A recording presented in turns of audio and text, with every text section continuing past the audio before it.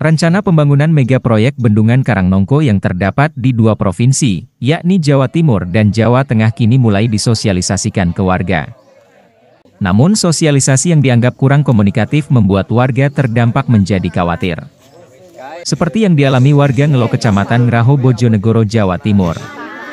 Rencananya di desa ini sendiri sebanyak 178 KK yang terdapat di 3 dusun, yakni Dusun Ngelo, Dusun Jeruk, dan Dusun Matar yang terdampak pembangunan mega proyek nasional Bendungan Karangnongko yang dialiri aliran Sungai Bengawan Solo. Warga pun khawatir jika dalam proses pembangunan tersebut mereka dikriminalisasi sejumlah oknum, sehingga mereka mengundang Wakil Ketua DPRD Bojonegoro Sukur Priyanto untuk datang di Desa Ngelo, Kecamatan Ngeraho Bojonegoro untuk ikut mendampingi warga terdampak. Dengan membentangkan sejumlah poster berisikan permintaan perlindungan kepada pemerintah, pertemuan antara warga dengan Wakil Ketua DPRD Bojonegoro ini dilangsungkan di makam leluhur mereka. Warga meminta agar pemerintah tak hanya memberi ganti untung atas pembangunan proyek ini, namun mereka juga meminta pemerintah untuk merelokasi bangunan rumah agar lingkungan yang sebelumnya mereka bangun kembali seperti sedia kala. Berapa? Oh, ladang. Rumahan juga kena. Kan ini sampai sana, Pak. Jadi rumah ini tenggelam semua. Kalau satu desa itu berarti tenggelam. Ya, semua. Tiga dusun itu digunakan dari Desa Ngelo, Dusun Ngelo, Jeruk, Matar. Ini yang terlibat bendungan, Mbak. Bu, ini kok khawatir apa memang ada intimidasi juga apa gimana? Nah, kalau dari suara-suara luar itu kalau kita nggak dapat tempat terus gimana? Kita mendengarkan dari bendungan-bendungan yang lain dari sini itu kan morat-marit gitu loh, Pak. Oh, infonya nggak diganti gitu, Bu, ya. Jadi saya takutnya itu kalau seperti itu nasib kita bagaimana? Kalau pengennya gimana, Bu? Ya kalau pengen relokasi. Relokasi ya. Ada pengganti untuk mengangkut kita dipindahkan rumah. Dikasih uang untuk ganti, terus untuk dikasih makanan sebelum kita punya penghasilan.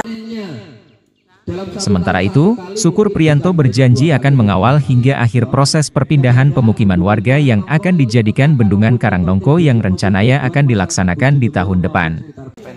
Ia juga mengatakan Pemkab Bojonegoro telah menganggarkan sebesar 650 miliar rupiah yang bersumber dari PAPBD tahun anggaran 2022 untuk relokasi maupun ganti untung pemukiman warga atas pembangunan proyek ini. Dalam waktu dekat ia juga akan memanggil dinas terkait untuk menanyakan progres dan mekanisme relokasi warga terdampak. Tentu apa yang disampaikan ini adalah hal yang sangat wajar dan hal yang sangat rasional, bahwasanya mereka adalah warga yang memang lahannya akan ditempati secara langsung terhadap bendungan ini. Nah, tentu karena ini jumlahnya cukup besar dan cukup banyak, cukup luas dan cukup banyak, melibatkan seluruh komponen masyarakat, tentu tidak ada pilihan lain bagi pemerintah untuk mendengarkan apa yang menjadi harapan dan keinginan masyarakat. Di mana menurut kacamata kami, apa yang diinginkan dan diharapkan masyarakat itu sangat rasional. Mereka tulus ingin mendukung proyek strategi nasional dan tidak ingin mengganggu, kan seperti itu. Yang kedua, mereka juga ingin adanya relokasi, di mana keberagaman dan kebersamaan yang dijalin sudah sekian lama tahun, mereka ingin bersatu kembali bersama, di mana disiapkan wadah atau tempat berupa tempat tinggal maupun lahan pengganti. Dan ini sebagai hal-hal yang sangat wajar, ya kan? Karena belajar dari pengalaman beberapa daerah, ganti untung yang diberikan oleh pemerintah dalam 1-2 tahun uangnya habis dan mereka tidak kehilangan lahan lagi. Dan ini adalah persoalan yang harus kita selesaikan. Nah, pertanyaan besar saya memang adanya transformasi atau informasi yang buntu, saluran yang buntu antara pemerintah daerah sama masyarakat. Ini harus segera dicarikan solusi. Apa yang akan kita lakukan? Tentu secara pribadi dan kelembagaan, saya berjanji akan mengawal apa yang menjadi harapan dan mimpi mereka. Tentu akan mengawal apa dan mewujudkan.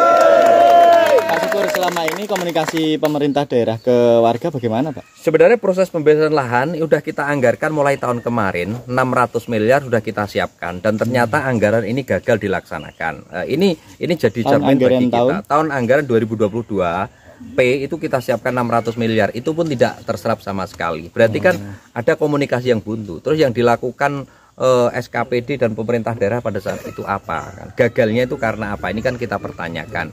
Dan hari ini saya secara langsung mendengar dari warga masyarakat bahwa keinginan mereka itu